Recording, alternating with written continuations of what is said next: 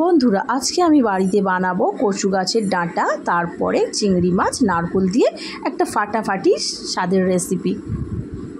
তো চলুন জলদি দেখে নেওয়া যাক আমি কিভাবে কচুর ডাঁটা, চিংড়ি মাছ, নারকেল দিয়ে রেসিপিটি বানাই। আসসালামু আলাইকুম বন্ধুরা, কেমন আছেন? আশা করছি আপনারা অনেক ভালো আছেন, আমিও খুব ভালো আছি। তো চলে এলাম আজকে একটা রেসিপি আপনাদের সঙ্গে শেয়ার করতে। এখানে আমি নিয়েছি 250 গ্রাম মতো চিংড়ি মাছ। চিংড়ি মাছটা খুব ভালো করে কেটে ধুয়ে নিলাম। তারপরে লবণ, হলুদ দিয়ে একটা পাত্রে দিয়ে খুব সামান্য পানি দিয়ে আমি এটা একটু হালকা করে ভাপিয়ে নিলাম। মিনিট 3 মতো ওভেনে রেখেছিলাম। তারপরে দেখুন এখানে আমি কি করেছি, কচুর ডাঁটাগুলো সব ভালো করে কেটে ধুয়ে নিয়েছি। এই যে গায়ে একটা পাতলা পাতলা মতো ছাল থাকে, ওটা আমি খুব ভালো করে তুলে দিয়েছি। দিয়ে তারপরে কচুর ডাঁটাগুলো ধুয়ে নিয়েছি। দেখতেই পাচ্ছেন দুটো পাত্রে ভরা ভরা। এতগুলো দেখতে, কিন্তু রান্নার পরে পরিমাণটা অনেকটাই কমে যাবে। তো যাই হোক, খুব ভালো করে ধুয়ে টুয়ে পানিটা ঝারিয়ে রেখে দিলাম। তারপরে নিয়েছিলাম নারকেলটা আমি কুড়িয়ে নেব। সমস্ত কচু গাছের ডাঁটা আমি একটা কড়াইতে দিয়ে দিলাম স্বাদ মতো লবণ। এখানে আমি কোনো পানি ব্যবহার করিনি। লবণটা দেওয়ার পরে ঢাকনা চাপা দিয়ে এইভাবে আমি ওভেনে বসিয়ে দেব। আর গ্যাসের ফ্লেমটা এই পর্যায়ে আমি দেবো একদম হাইতে। এইভাবে আমি 10 মিনিট মতো রাখলাম। ফিরে এলাম 10 মিনিট পরে। দেখুন কি অবস্থা, কতটা পানি বার হয়েছে।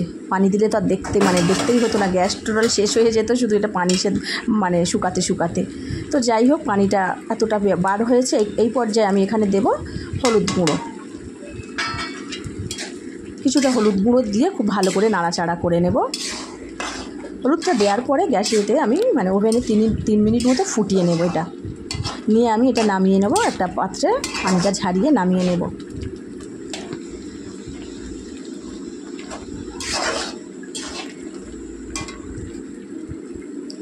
হলুদ দেওয়ার পরে 2 থেকে 3 মিনিট মতো একদম ঢাকনা খোলা অবস্থায় ফুটিয়ে নিলাম। তারপরে এইভাবে একটা চুপড়িতে আমি এটা নামিয়ে নিলাম, পানিটা যাতে তলা থেকে ঝরে যায়।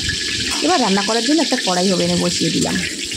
দিয়ে দিলাম সরিষার তেল, দেব শুকনো লঙ্কা কয়েকটা টুকরো করে। এখানে গোটা জিরে ব্যবহার করা যেতে পারে।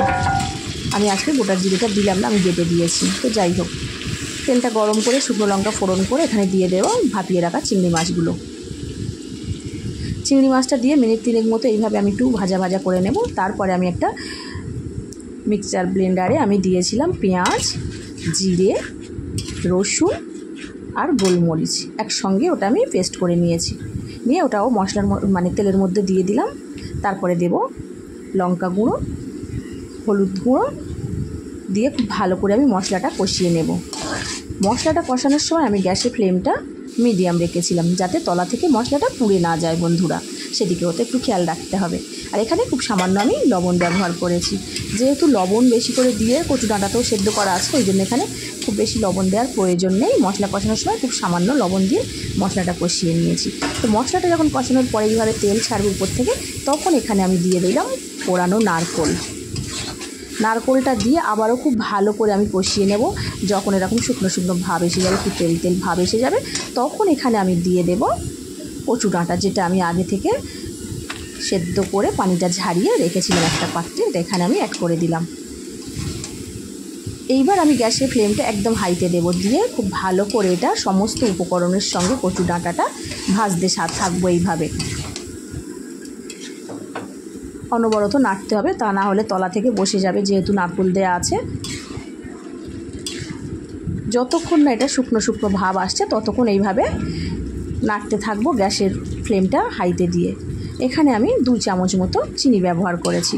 ছোট চায়ের চামচে 2 চামচ চিনি দিয়েছি।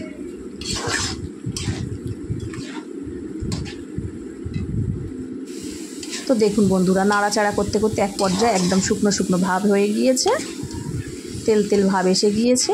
এবার নামিয়ে নেওয়ার পালা। তার আজকের আমার কচু ডাঁটা, চিংড়ি মাছ, নারকেল দিয়ে রেসিপিটি রেডি হয়ে গিয়েছে। তো বন্ধুরা, একবার আপনারা সেম প্রসেসে বাড়িতে বানাবেন। আমি আশা রাখছি এটা ভীষণ ভালো লাগবে আপনাদের।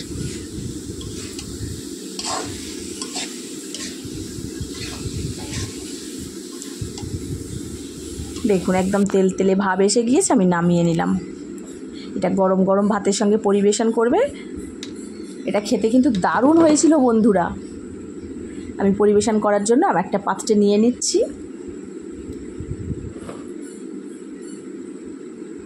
তো বন্ধুরা, আজকে ভিডিওটা আপনাদের কেমন লাগলো কমেন্ট করে জানাবেন। যদি আজকের আমার এই রেসিপি ভালো লাগে, আমার চ্যানেলটিতে নতুন বন্ধু হয়ে থাকলে সাবস্ক্রাইব করে দেবেন। যদি পুরানো বন্ধু হয়ে থাকেন তো আপনাদেরকে অসংখ্য ধন্যবাদ। তো আজকে এখানে শেষ করছি, দেখা হচ্ছে নেক্সট কোনো ভিডিও নিয়ে। আপনারা ততক্ষণ সবাই ভালো থাকুন, সুস্থ থাকুন। আল্লাহ হাফেজ।